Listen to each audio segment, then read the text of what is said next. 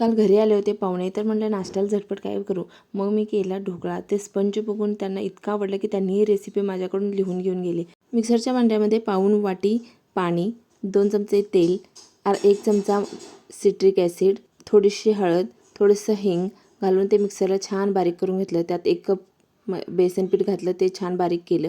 त्यानंतर त्याला 10 मिनटं रेस्टला ठेवलं. त्यानंतर थोडासा त्याच्यामध्ये बेकिंग सोडा घातला आणि थोडंसं पाणी घालून ॲक्टिवेट करून त्याला मस्त असं मिक्स केलं.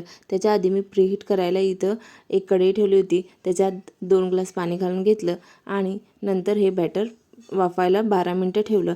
12 मिनटांनी आपला ढोकळा मस्त असा तयार झालेला आहे. त्याला थंड करून घेतला. त्याच्यासाठी तडका तयार केला.